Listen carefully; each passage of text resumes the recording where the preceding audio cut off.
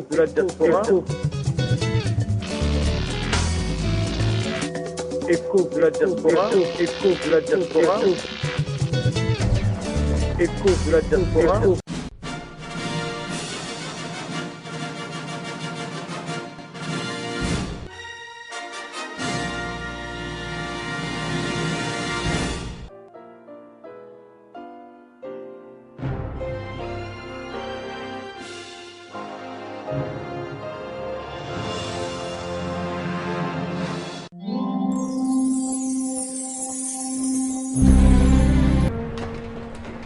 Le mot démocratie vient du grec démos, qui signifie le peuple, et du mot kratos, qui veut dire gouvernement.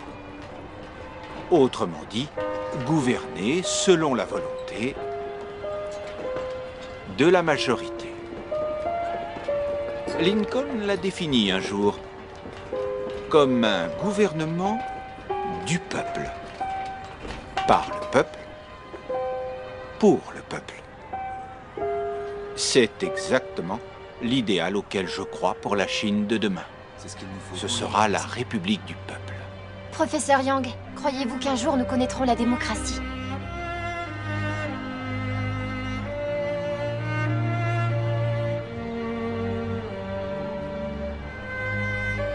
Je suis sûr que ce jour viendra.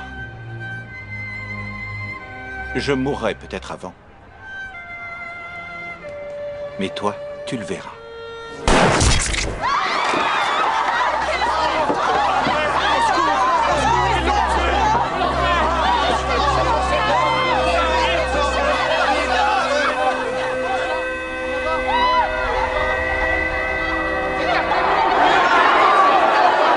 Laissez-moi parler à ce type, merde! Mais je demande juste une petite minute. Tu as été communiste. La vie de rêve. On te dit quoi il faut penser, ou quoi écrire, quoi faire. Être le mouton tu aimes, avec le troupeau des bêtes. C'est autre chose à faire que t'écouter, tu bosses 8-10 heures te crevant le cul, tu gagnes rien, il est à toi.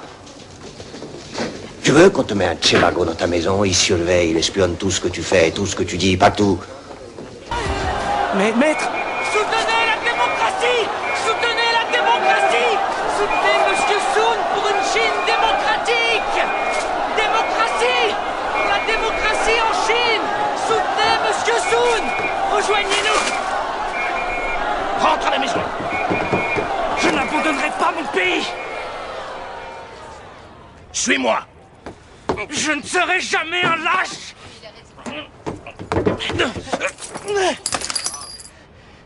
Jamais je ne serai un lâche!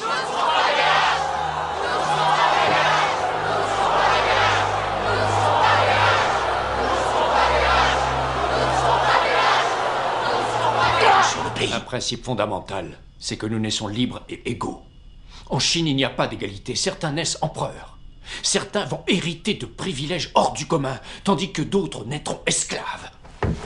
Respect à l'empereur, il est d'essence divine. Et c'est ce qui doit changer, justement. Il est temps d'établir enfin une démocratie. Unana Brazzaville, ba démocrate bazalakate. Bokolo bana Denis Sassou Nguesso tekeme papa. Bonjour Charles-Zachary Boao. Bonjour. Que pensez-vous du projet de changement de constitution qui est souhaité par le PCT, le Parti congolais du travail? Il est inopportun. Il est illégal et la base du parti, ainsi que cela découle de tout ce que nous observons sur le terrain, est contre ce projet. C'est le bureau politique, le comité central qui se sont prononcés dans une grande confusion procédurale en faveur du changement de la Constitution. Ceux des autorités nationales, comme le président de l'Assemblée, comme le ministre en charge des questions foncières, qui ont lancé ce débat, pour des raisons qui sont à leur discrétion, ont clairement dit qu'ils le faisaient pour permettre au président de pouvoir briguer un troisième mandat.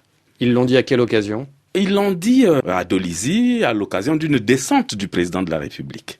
Ils ont saisi l'occasion de cette rencontre militante pour dire, bon, Monsieur le Président, nous voulons que vous prolongiez votre présence au pouvoir au-delà de 2016 et pour cela, il nous faut absolument changer la Constitution parce que celle-là ne vous permet pas de le faire. Est-ce que vous avez par ailleurs assisté à des réunions internes au PCT où la question a été évoquée? Oui, j'ai assisté à la réunion du bureau politique du parti en novembre dernier. J'ai pris part aussi à la réunion de décembre dernier. Au cours de ces 2 réunions, ces questions ont été abordées. Maintenant, il y a eu une correction. Vu la manière dont les gens ont réagi, on s'est dit, écoutez, on ne peut pas entreprendre une telle action en prenant pour raison fondamentale le maintien au pouvoir du président Denis Sassou Nguesso. Il faut placer ce débat dans le cadre global d'une évolution des institutions, donc un recadrage institutionnel. Nous avons inscrit un certain nombre de mécanismes dans cette Constitution qui peuvent permettre de rééquilibrer les relations entre le président de la République, qui est la clé de voûte du système, et les autres institutions. Tout ça peut se traiter dans le cadre normal d'une révision constitutionnelle. Le reste, c'est un coup d'État qui nous rappelle plus ou moins ce que le Niger avait connu avec Mamadou Tandja.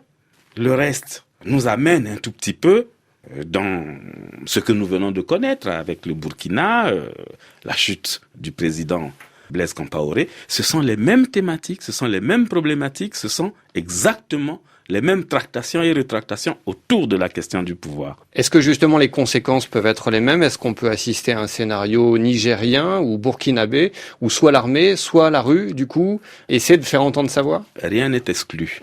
Est-ce que vous vous sentez toujours membre du PCT, du Parti congolais du travail aujourd'hui? Jusqu'à la preuve du contraire, je suis membre du bureau politique. Et tant que ce débat n'est pas épuisé, je le demeurerai.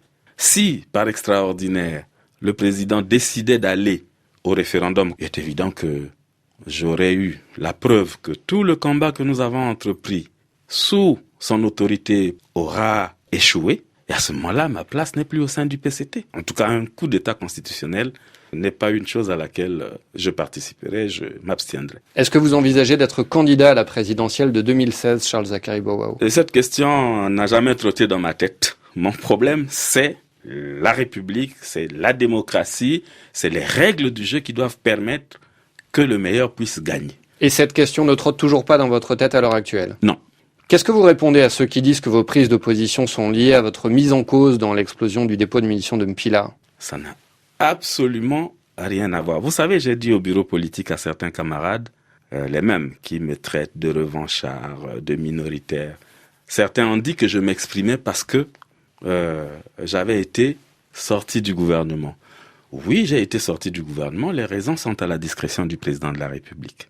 Mais les mêmes auraient dit, si je me levais ce matin pour dire je suis pour le changement de la Constitution, et il veut revenir au gouvernement, c'est pour ça qu'il clame haut et fort le changement de la Constitution. Non, moi je suis sur un débat éthique. Qu'est-ce qu'il faut selon vous pour éviter au Congo une nouvelle crise politique? Il faut très peu de choses.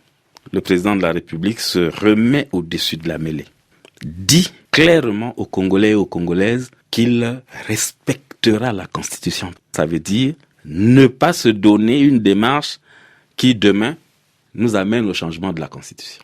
Deuxième chose, puisque nous avons fait le point des élections précédentes et que nous sommes tombés d'accord qu'il y a un problème avec le fichier électoral, qu'il y a un problème de gouvernance des élections, en tant que président de la République, il appelle les différents partis pour s'accorder sur la manière de tirer les leçons.